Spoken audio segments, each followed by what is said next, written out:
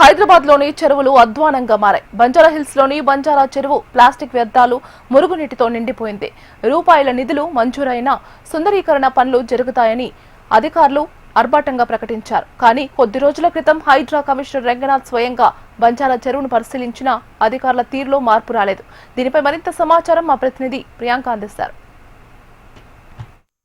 చెరువులను అక్రమదారుల నుంచి కాపాడి వాటికి పూర్వ వివరణ తీసుకొచ్చింది హైడ్రా. అయితే కొన్ని చెరువులు మాత్రం ఇంకా అధ్వానంగా తయారవుతున్నాయి. ప్రజెంట్ మనం ఇక్కడ బంజారా చెరువు దగ్గర ఉన్నాము. మనం ఇక్కడ విజువల్లో చూసుకోవచ్చు. చెరువు అంతా కూడా ఎంత అధ్వానంగా తయారైందో, చెత్త చెదరం ఇతర ప్లాస్టిక్ వ్యర్థాలతో అంతా నిండిపోయింది. అసలు ఇది చెరువు అన్నట్టుగా తయారైంది. అయితే నగరంలోనే ఖరీదైన ప్రాంతంగా పేరొందిన బంజారా హిల్స్లోని చెరువుల్లో చెరువులంతా కూడా ఇప్పుడు కాలుష్య కోరల్లో చిక్కుకొని అల్లాడుతున్నాయి.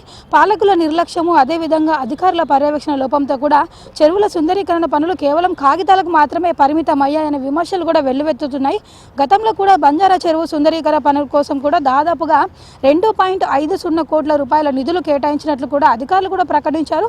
చెరువు చుట్టూ వాకింగ్ ట్రాక్, లైటింగ్, అదేవిధంగా మొక్కల పెంపకంతో ఆహ్లాదకరంగా తీర్చిదిద్దుతామని హామీ ఇచ్చారు. అయితే క్షేత్రస్థాయిలో మాత్రం పరిస్థితి అందుకు భిన్నంగా కనిపిస్తుంది. చుట్టుపక్కల మనం చూడొచ్చు. అసలు వాకింగ్ ట్రాక్ అంతా కూడా కొంతవరకు మాత్రమే నిర్మించారు. అది కూడా చక్కగా నిర్మించకుండా మొత్తం అక్కడంతా కూడా ఇటుకలు పెట్టి వరుసగా పేర్చడం అయితే జరిగింది. కానీ దానికి సంబంధించిన పూర్తి పనులు ఇంకా చేయలేదు. కొంతవరకు వాకింగ్ ట్రాక్ నిర్మించి మరికొంతవరకు వదిలేశారు. మొక్కలు కూడా ఎలా పడితే అలా పెంచేశారు. అంటే ఏదో చేస్తామన్నట్లుగా నిధులు మంజూరు అయిన తర్వాత మాత్రం పట్టించుకోకుండా గాలికైతే వదిలేశారు అధికారులు కావచ్చు, ఇటు పనులు చేసే వారంతా కూడా.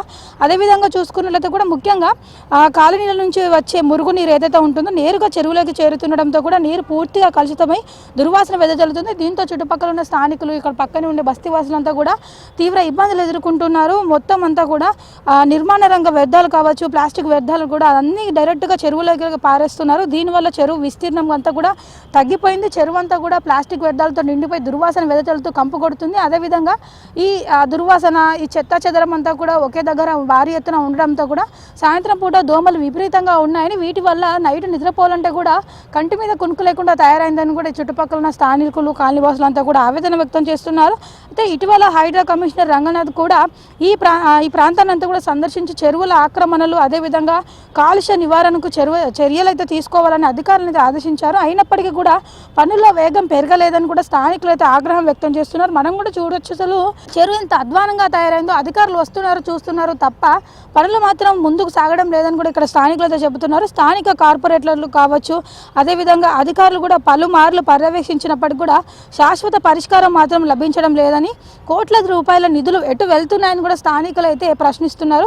చెరువుల సంరక్షణకు తక్షణమే చర్యలు చేపట్టకపోతే కూడా భవిష్యత్తులో ఈ జలవనరులన్నీ కూడా అంతరించిపోయే ప్రమాదం ఉందని కూడా పర్యావరణవేత్తలు కూడా హెచ్చరిస్తున్నారు. అయితే ఇప్పటికైనా సరే ఇటు జిహెచ్ఎంసీ, అదేవిధంగా జలమండలి అధికారులు కూడా సమన్వయంతో ఎక్కడెక్కడైతే చెరువులు అధ్వానంగా తయారయ్యాయో ఆ చెరువులన్నిటికీ వెంటనే పునర్జీవం పోయాలని, ఈ బంజారా చెరువును కూడా చెత్త చెదరం, అదేవిధంగా ఇతర వ్యర్థాలు ఇందులో వేయకుండా చూడడంతో పాటు ఇందులోకి మురుగునీరు కలవకుండా చూసే విధంగా తగిన చర్యలు కఠినంగా చేపట్టాలని, ఇక్కడ చెత్త వేయకుండా చూడాలని, అదేవిధంగా వాకింగ్ ట్రాక్, ఇతర పనులు ఏవైతే చేపడతామన్నారో అవన్నింటిని కూడా వెంటనే నెరవేర్చాలని కూడా స్థానికులు, నగరవాసులు డిమాండ్ చేస్తున్నారు.